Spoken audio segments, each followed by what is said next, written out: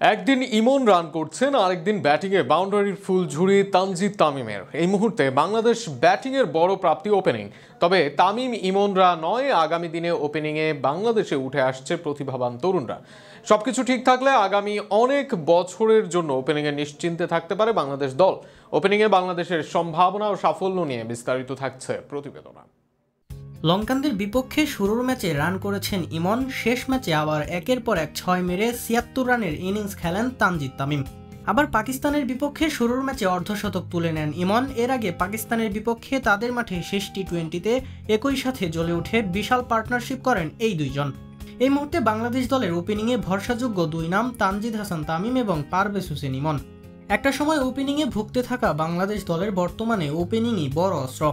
ভালো পিচ পেলে ওপেনাররা পাওয়ার প্লেকে কাজে লাগাচ্ছেন, বাউন্ডারি হাঁকাচ্ছেন, শুরুতেই অন্যান্যদের জন্য আলাদা টোন নির্ধারণ করে যাচ্ছেন।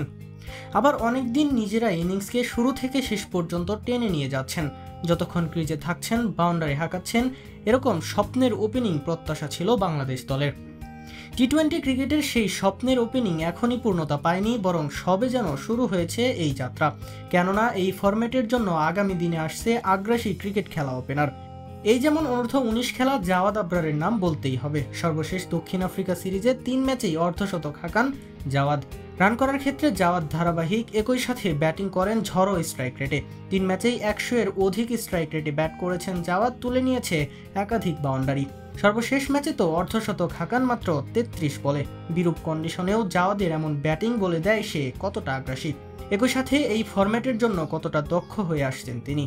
জাওয়াদের সাথে এই ফরম্যাটের জন্য দারুণ সংযোজন হতে পারে আজিজুল হক তামিম। অনূর্ধ্ব-19 দলের অধিনায়ক হতে পারেন তানজিদ তামিমের উত্তরসূরি। তামিম নামেই যেন লুকিয়ে আছে ক্লাসিক নান্দনিক ভাব, সেটা তামিম ইকবাল থেকে আজিজুল তামিম সবার মাঝেই রয়েছে। বড় শট খেলতে পারেন, টাইমিং করতে পারেন, দ্রুত রান করতে পারেন। তার খেলার ধরনে মুগ্ধ হবেন সবাই। আজিজুল তামিমকে নিয়ে তাই স্বপ্ন দেখতে পারে বাংলাদেশ। একই সাথে ভুলে গেলে চলবে না জিসান আলমের নাম। জাতীয় দলের রাডারে ভালোভাবেই আছেন জিসান। অনূর্ধ্ব-19 থেকেই মারমুখী ব্যাটিংয়ের জন্য খ্যাতি তার।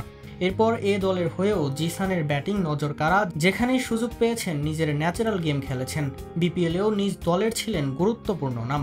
আগামী দিনে তাই জিসানও হতে পারেন টি-20 ক্রিকেটে ওপেনিংয়ের তুরুপের তাস। সব মিলিয়ে আগামী দিনের জন্য বেশ অনেক অস্ত্র রয়েছে বিসিবির কাছে। তবে তাদের কিভাবে কাজে লাগায় বিসিবি, সেটাই এখন দেখার বিষয়।